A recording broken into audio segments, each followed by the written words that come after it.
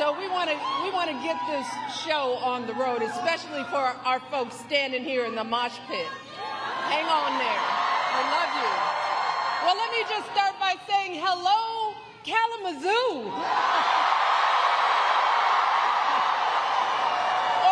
or should I say Kamalazoo?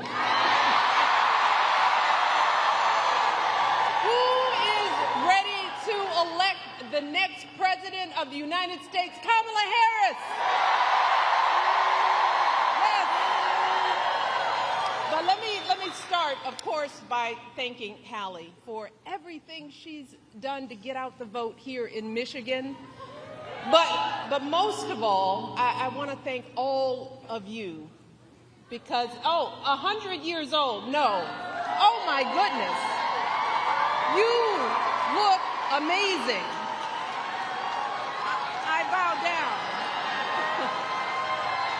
Doesn't it feel good to be together? I mean, it feels so good. I haven't done this in such a long time. It feels good to see how strong, how hopeful, how energized, how organized we all are.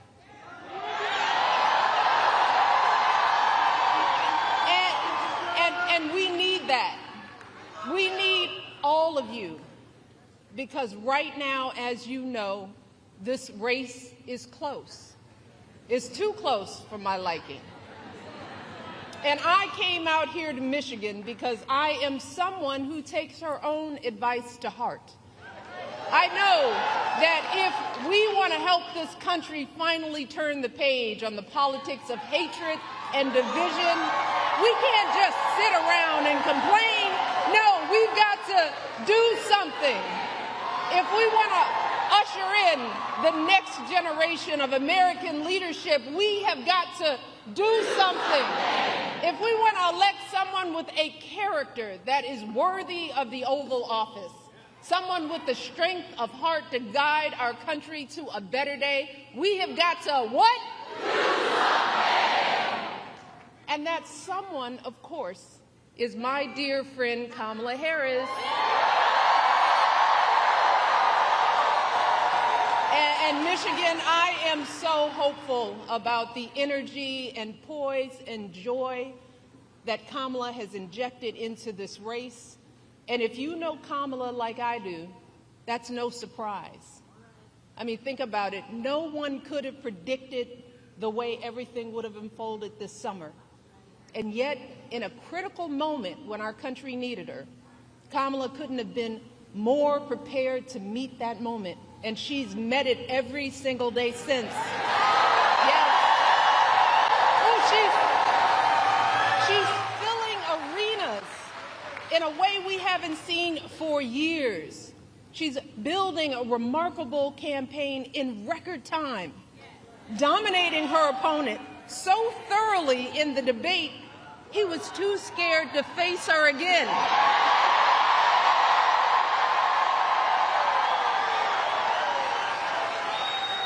Kamala, she's putting herself out there fearlessly, facing down even her harshest critics. She's seeking out Republicans to find common ground. And unlike her opponent, she's not ducking interviews or cowering in safe spaces only with fawning audiences. No, she's showing us what a sane, stable leader looks like. She's not losing her train of thought or stumbling over her words. And she's doing it all with vigor and with grace. That's because Kamala Harris is a grown-up.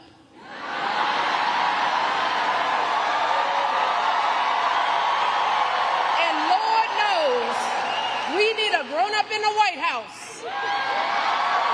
Someone with the maturity and fresh ideas to keep moving our country forward. Kamala is the only candidate in this race who has outlined a clear set of policies, including focusing on lowering costs and reducing drug prices for all Americans,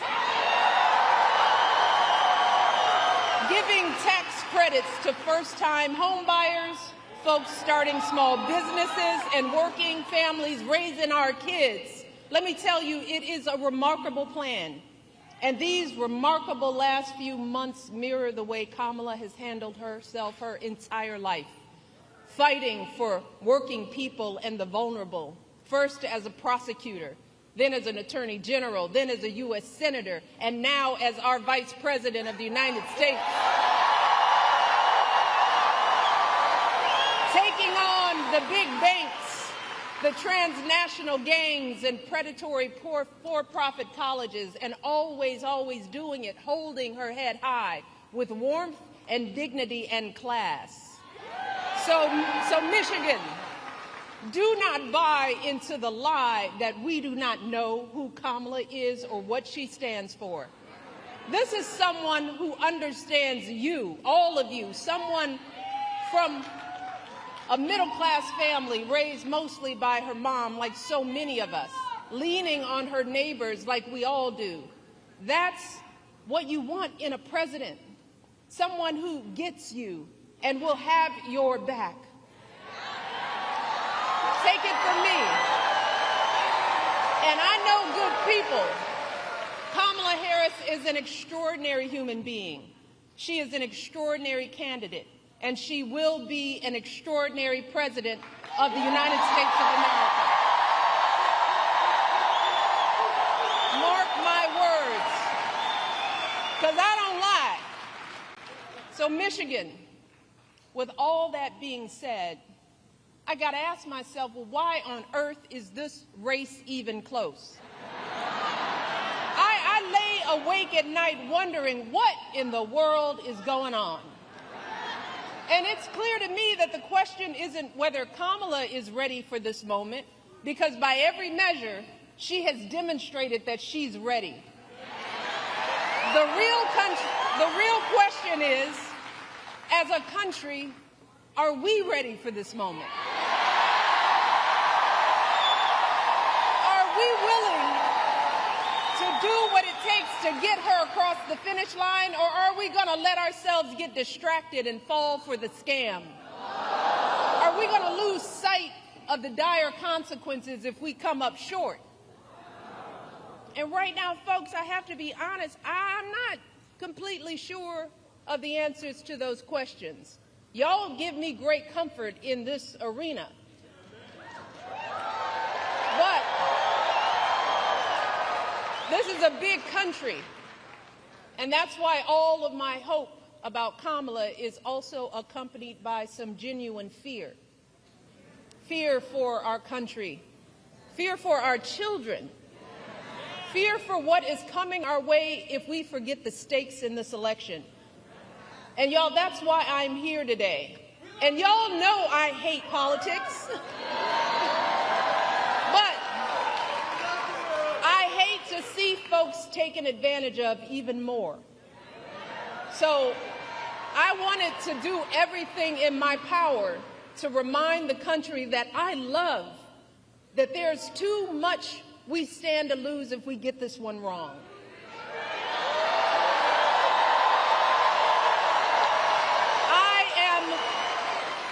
I'm deeply concerned, and I'm talking to everybody out there, that too many of us are still confused and buying into the lies and distortions from people who do not have our best interest at heart. So I want to address some of these concerns head on. Because when you lay out the options, this choice isn't even close. But whether it's online or in the media or in our social circles, there are folks who say they're not sure about Kamala.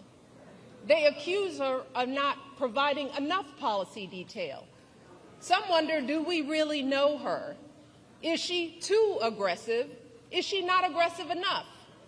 There are folks sowing seeds of doubt about whether she's who she appears to be. Now, don't get me wrong. Voters have every right to ask hard questions of any candidate seeking office.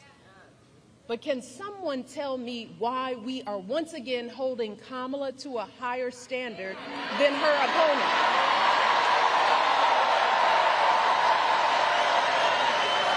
We expect her to be intelligent and articulate, to have a clear set of policies, to never show too much anger, to prove time and a time again that she belongs. But for Trump, we expect nothing at all. No understanding of policy, no ability to put together a coherent argument, no honesty, no decency, no morals. Instead, too many people are willing to write off his childish, mean-spirited antics by saying, well, Trump's just being Trump, rather than question his horrible behavior. Some folks think he's funny. And if you remember, that's exactly how he got elected the first time. Folks gave him a pass and rolled the dice, betting that he couldn't possibly be that bad. And then there were those folks who didn't think it really mattered who the president was, if you can believe that. And still others who thought it'd be a good idea just to blow up our entire democracy. Let us not forget how badly that worked out for all of us. Let us not forget the incompetence and the corruption, the chaos that was the cornerstone of his entire 4 years in office. Let's start with the pandemic. Remember how woefully unprepared he was, how he was sowing seeds of fear and confusion, endangering lives with his lies and ignorance, denigrating the doctors and scientists trying to help us. You want to talk about plans? Well, my husband left him a very detailed pandemic plan.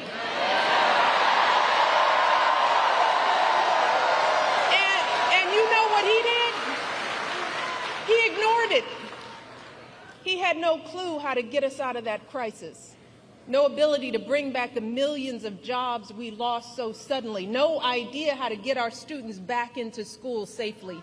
No attempt to help stem the epidemic of loneliness and isolation that too many of our young people are still dealing with. And his failures had real costs. America lost 7 million more jobs during the COVID downturn than the European Union. Among wealthy nations, the United States had one of the highest COVID death rates. Again, all of this occurred with Trump in charge. And sadly, this was just the tragic exclamation point on his disastrous presidency. Installing judges and justices who have now stripped away our reproductive freedoms. Cracking down on protesters marching to protect their sons from being shot because of the color of their skin. Rolling back protections for LGBTQ Americans. Fanning conspiracy theories, unleashing hatred in our communities. And then, when the American people fired him from a job that was too big for him to begin with, he tried to steal it, egging on a violent mob that breached our nation's capital. And when told that his own vice president was in danger, you know what he said? So what? So what, y'all? He said, so what? And after all of that, and there is more, there are still folks wringing their hands, crossing their arms, tuning out, saying they plan to sit this election out to prove a point. Let me tell you who isn't tuning out. Many of the folks who served closest to Trump and saw the danger firsthand. His former vice president, almost half of his former cabinet members, the growing list of four-star generals and Republican governors and senators and former House members, all of whom are not publicly supporting his candidacy the second time around. You all hear what I said? They are saying no, thank you. Many are speaking out. His chairman of the Joint Chiefs of Staff, for example, said, and these are his words, that Trump is fascist to the core. His Joint Chief of Staff. These folks know that nothing this man says or does is funny in any way. So I hope you'll forgive me if I'm a little frustrated that some of us are choosing to ignore Donald Trump's gross incompetence while asking Kamala to dazzle us at every turn.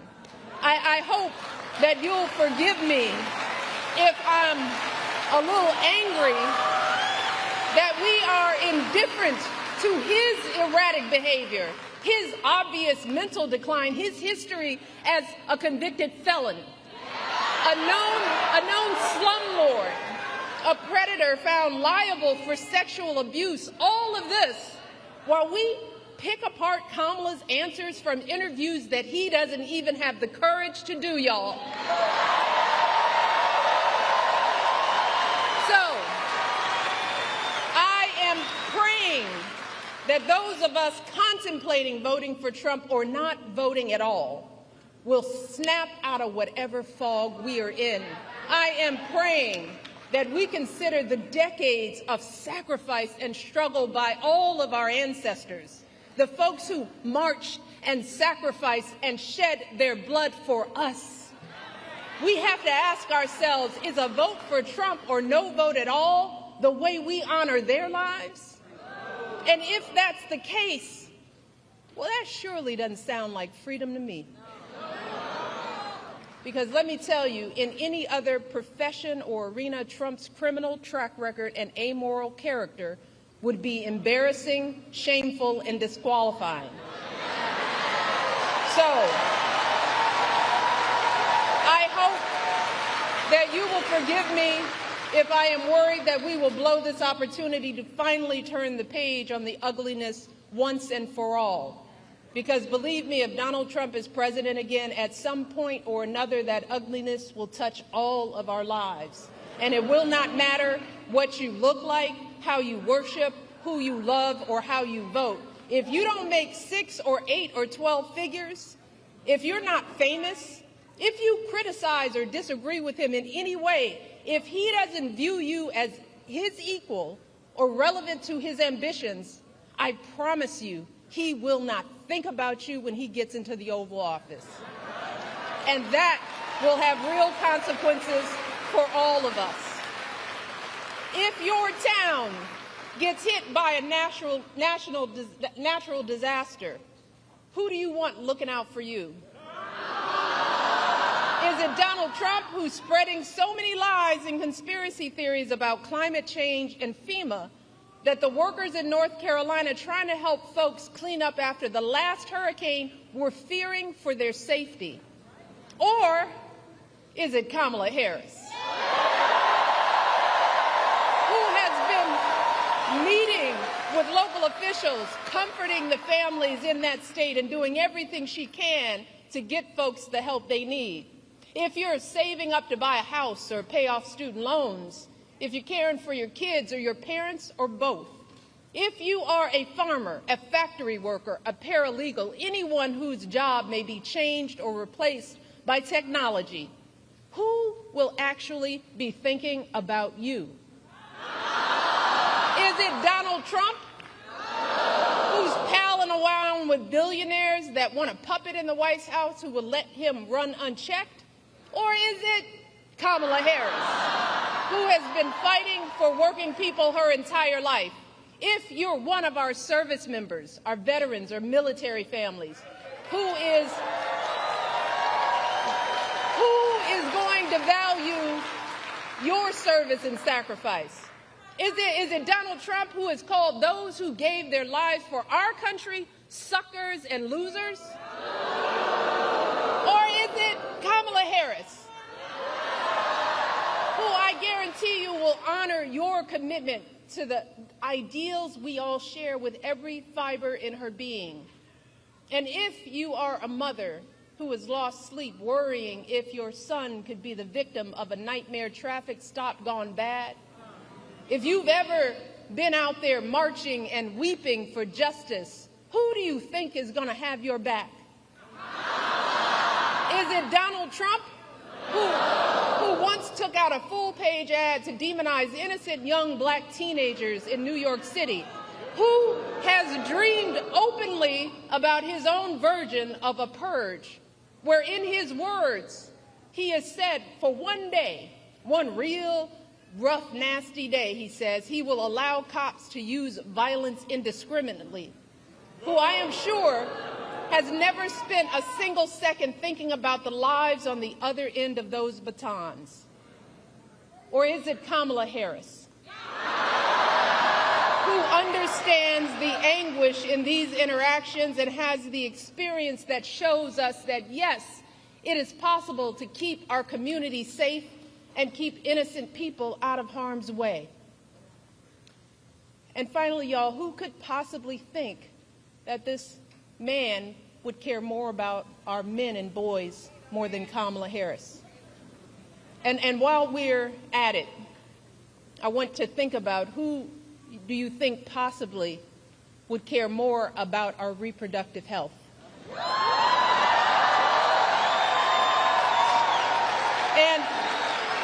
And I just want to take a moment with this particular question, because there is so much that gets lost in the conversation about women's reproductive rights.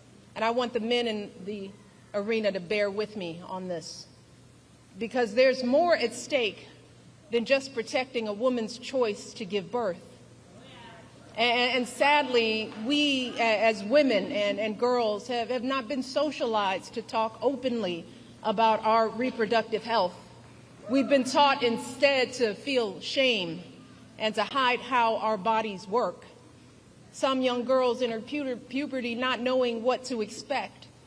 Too many of us suffer with severe cramps and nausea for days on end every single month.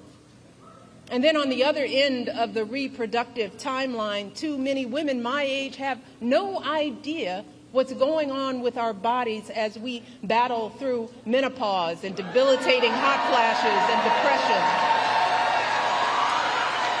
See, fellas, most of us women, we suck up our pain and we deal with it alone. We don't share our experiences with anyone, not with our partners, or our friends, or even our doctors. Look, a woman's body is complicated business, y'all. Yes, it brings life, and that's a beautiful thing. But even when we are not bearing children, there is so much that can go wrong at any moment. Every woman here knows what I'm talking about. An unexpected lump, an abnormal pap smear or mammogram, an infection, a blockage, all of which could be early signs of a variety of life-threatening cancers. And in those terrifying moments when something goes wrong, y'all, which will happen at some point to the vast majority of women in this country, let me tell you, it feels like the floor falls out from under us. In those moments, all we have to rely on is our medical system. In those dark moments, all we have to rely on is our faith in a higher power and the experience of doctors to get us the care we need in a timely manner. And look, I don't expect any man to fully grasp how vulnerable this makes us feel, to understand the complexities of our reproductive health experiences. In all honesty, most of us as women don't fully understand the breadth and depth of our own reproductive lives, you know? And that's because our experiences are often neglected by science. There's a huge disparity in research funding for women's health. And if you happen to look like me and report pain, you're more likely to be ignored, even by your own doctors, studies show. So let me take a minute to help folks, especially the men in our lives, to get a better sense of what could happen if we keep dismantling parts of our reproductive care system piece by piece, as Trump intends to do. I want folks to understand the chilling effect, not just on critical abortion care, but on the entirety of women's health, all of it. There are good reasons why so many women and physicians are horrified by what's happened since Donald Trump's justices overturned Roe v. Wade. We're seeing women scrambling across state lines to get the care they need. Just this week, a major medical journal reported that after Roe was overturned, infant mortality in this country rose, in large part because women are being forced to carry fetuses that won't survive to term. One woman spent 22 days in jail on murder charges after she miscarried in her own bathroom. We are seeing doctors unsure if they can treat ectopic pregnancies. Doctors being told they can't treat a woman until she becomes so close to death that only a life of the mother exception will allow them to act. So just imagine the profound effects for all of us if Donald Trump wins this election.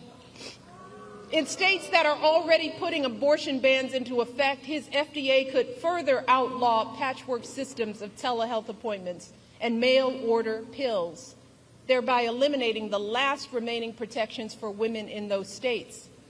He could take actions that effectively ban abortion nationwide, which would put all of us in danger, no matter what state we live in.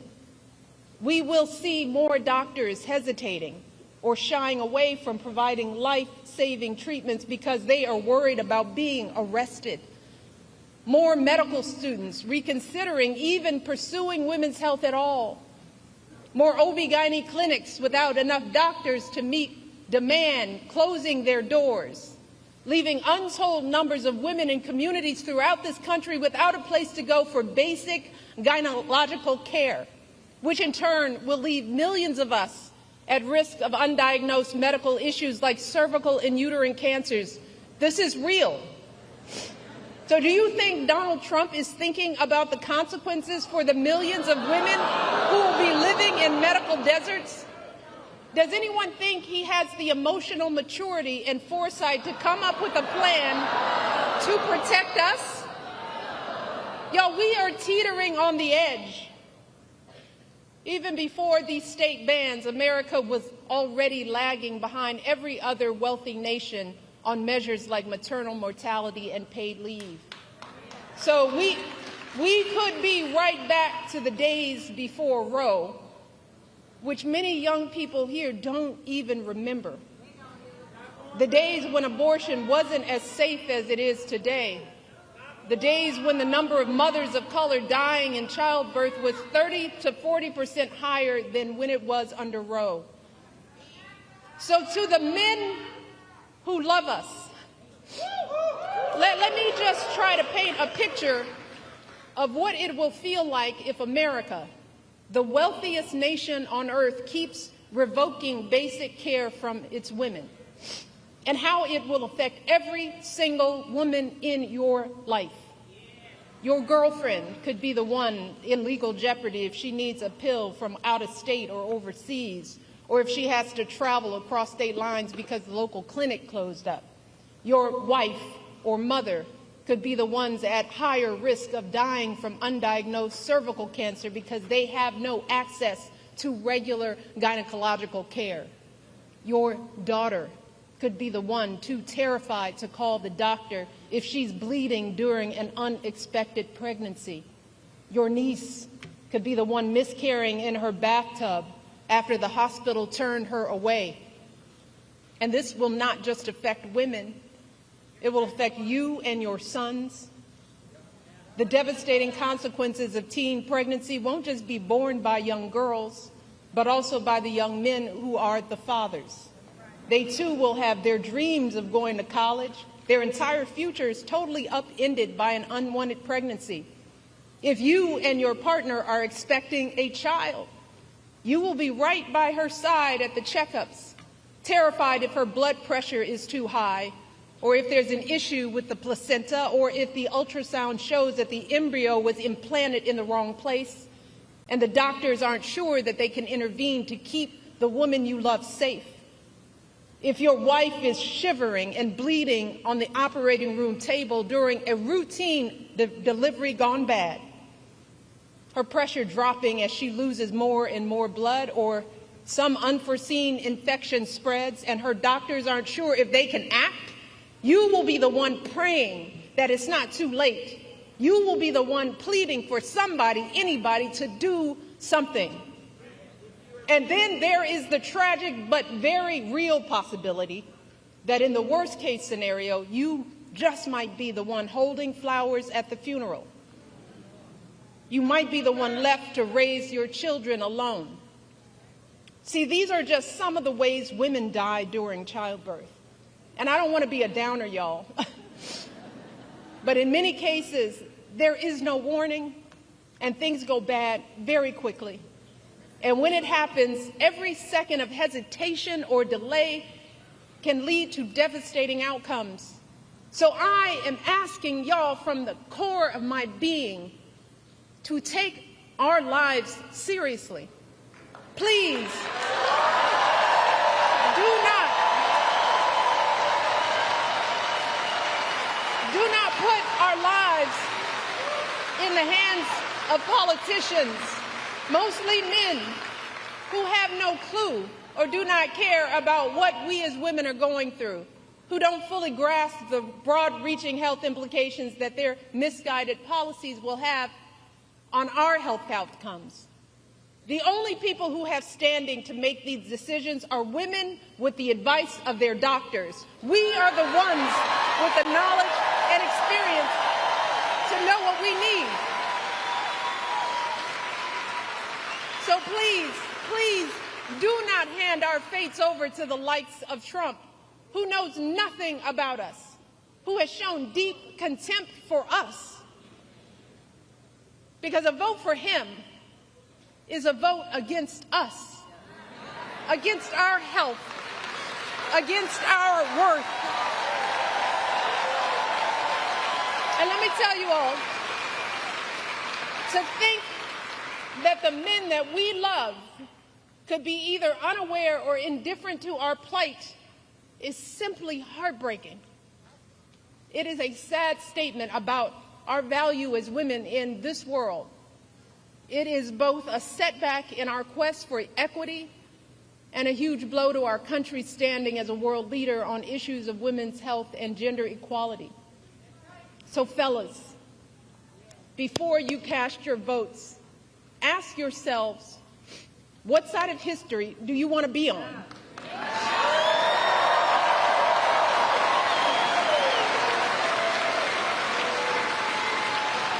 Now, I recognize that there are a lot of angry, disillusioned people out there, upset with the slow pace of change. And I get it. It is reasonable to be frustrated. We all know we have a lot more work to do in this country. But to anyone out there thinking about sitting out this election or voting for Donald Trump or a third-party candidate in protest because you're fed up, let me warn you, your rage does not exist in a vacuum. If we don't get this election right, your wife, your daughter, your mother, we as women will become collateral damage to your rage.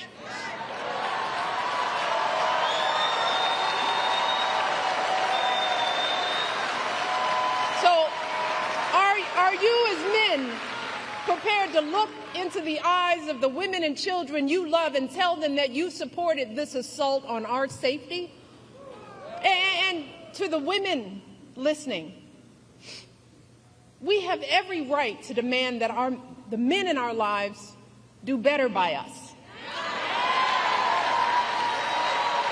We have to use our voices to make these choices clear to the men that we love. Our lives are worth more than their anger and disappointment. And we are more than just baby-making vessels.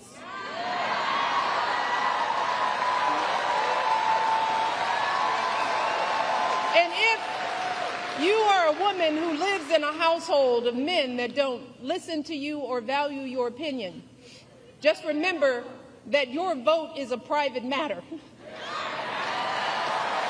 regardless of the political views of your partner, you get to choose. You get to use your judgment and cast your vote for yourself and the women in your life. Remember, women, standing up for what is best for us can make the difference in this election. So let us use our voices in these final days to make it plain to the men in our lives that we need to stand not with Trump, but with us. We need them to vote for the only candidate in this race who will protect our lives. We need them to vote for Kamala Harris. Kamala, she will fight to restore our reproductive freedoms and defend our health. Kamala will fight for our access to life-saving emergency care and maternal care in every state. Kamala will veto any abortion ban or bill that restricts access to contraception or IVF. Kamala will expand access to birth control and abortion pills. And she will do all of this not because she's a woman, but because she's a decent human being.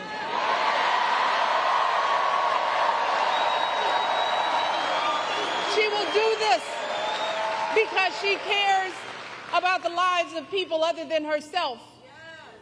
And that's really what this election is about, Michigan. This isn't just about what we have an obligation to say no to. It's about what we have the opportunity to say yes to.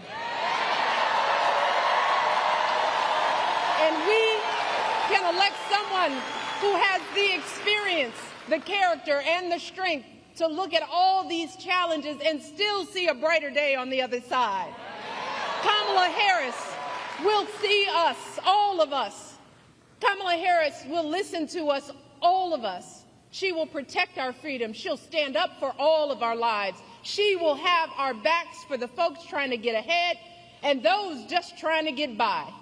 And in doing so, she will usher in a new generation of American leadership and send the ugliness of Donald Trump and his politics back where it belongs, the past.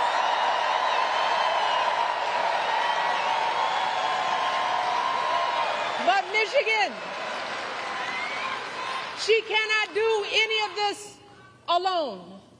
So I'm asking you one last time, let us not just sit around and complain. Let's do something. If your brother or your son or boyfriend needs to hear your perspective, are you willing to talk to them? Are you willing to send a video of what I've just said? Are you willing to do something? If you have an aunt who's thinking about sitting this one out or voting for a third party, are you willing to have an uncomfortable conversation? Are you willing to do something? If you have an extra hour or extra weekend, are you willing to knock on doors and talk to your neighbors? Are you willing to do something? Look, Michigan, we've just got 10 more days to make it happen. 10 more days to wave goodbye to the incompetence and hatred and division. 10 more days to welcome in a leader with the character and the heart and the strength worthy of the office she seeks and worthy of the country that we all love. Michigan, let's give Kamala everything we've got. Can we get this done? Can we get this done, Michigan? We need you, every last one of you. Get this done. Get this done. And now, it is my pleasure to welcome to this stage the next President of the United States, Kamala Harris.